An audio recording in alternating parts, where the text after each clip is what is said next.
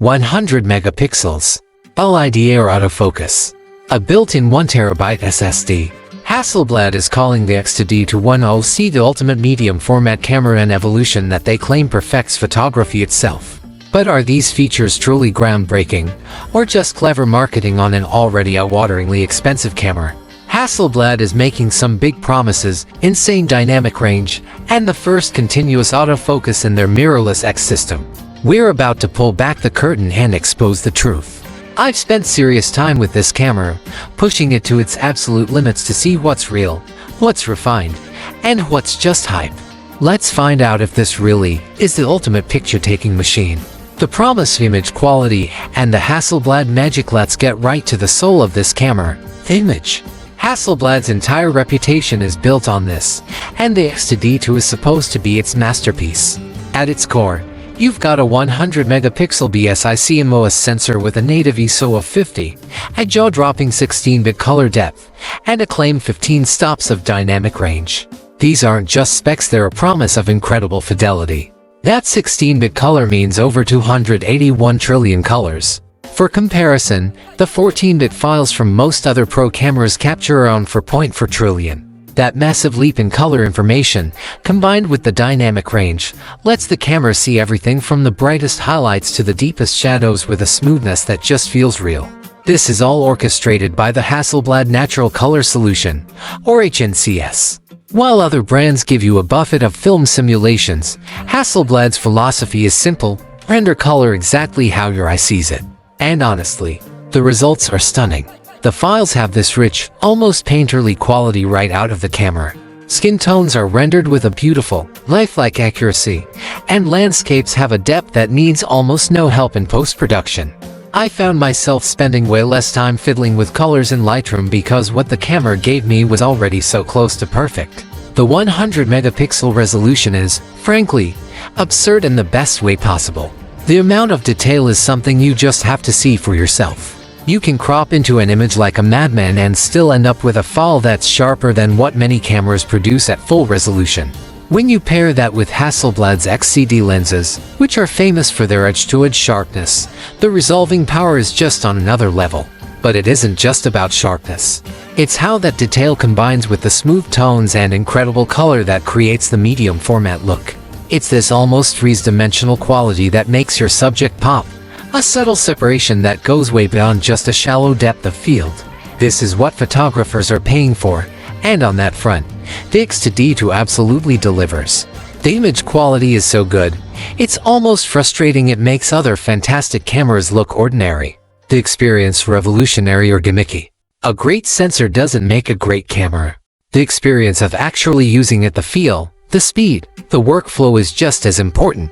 And this is where Hasselblad is promising a revolution. So, let's break it down. First up, the LiDAR autofocus. For years, Hasselblad's autofocus was its Achilles heel: slow, methodical, and really only good for things that didn't move. The X2D II uses a LiDAR system to map the scene in 3D, and pairs it with 425 phase detection points. For the first time in the X system, you also get continuous autofocus. Is it a game changer? Yes and no. For static subjects, the focus is now incredibly fast and dead-on accurate, even in low light.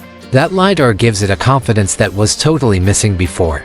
But while AFC is a huge step, it doesn't really compete with the mind-reading eye tracking in something like the Fujifilm GFX 102.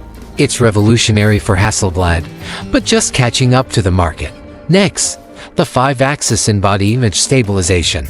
Hasselblad is claiming a mind-blowing 10 stops of compensation. Now, manufacturer claims are always a little optimistic, but the performance here is extraordinary. I was consistently getting tack-sharp handheld shots at shutter speeds of *1 full second *. For a landscape photographer, that is a revelation. It means you can leave the tripod at home in situations where it used to be mandatory, giving you so much more creative freedom in changing light. This feature alone completely changes how and where you can use a camera of this caliber. Then there's the 1 TB internal SSD. This might sound like a simple convenience, but it fundamentally changes your workflow. Having a terabyte of fast storage built-in means you can shoot for ages without even thinking about swapping cards. The write speeds are fantastic, easily keeping up with those huge 10MP RAW files. Paired with a CAF Express Type-B slot for backup, it's a solid, freeing system. I pretty much just used the internal drive the whole time, and now I wish every camera had this. Finally, the design. The body is carved from a single block of aluminum with a new graphite gray finish, and it's about 7.5% lighter than the last one. It feels solid and luxurious. The grip is deep and comfortable, and the minimalist button layout is just plain smart. The top-mounted color LCD gives you all your vitals at a glance, and the big, tilting 3.6-inch rear screen is bright and super responsive. This isn't a camera you have to fight with. It feels like an extension of your hand. The reality where it falls short. Look, no camera is perfect.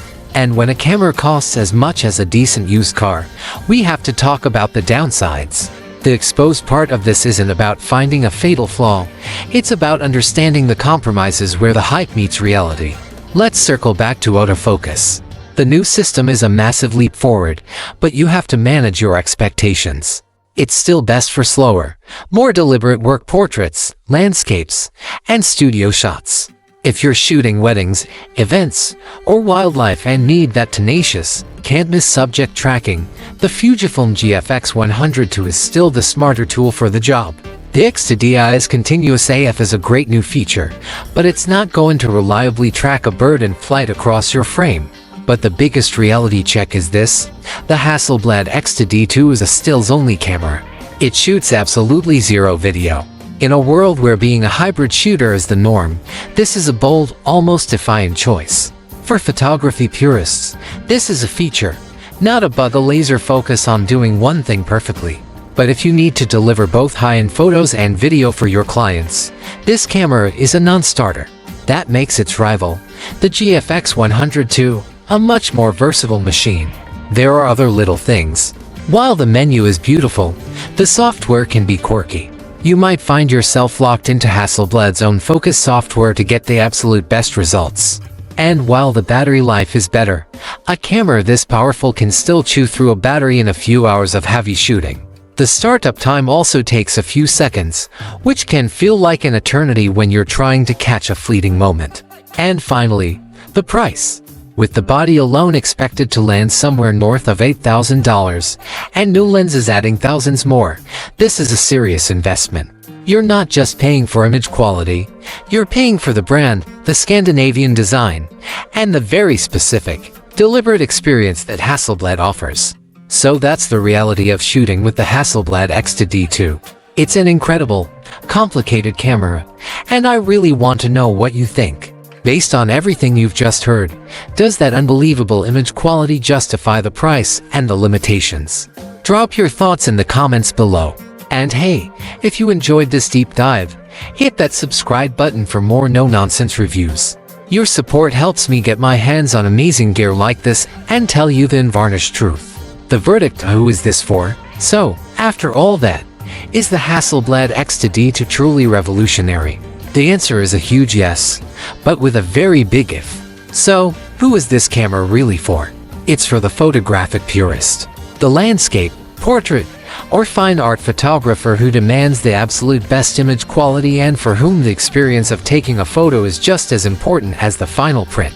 For that person, the 10MP sensor, the stunning 16-bit color, and the incredible dynamic range aren't just specs, they are the very tools of their art.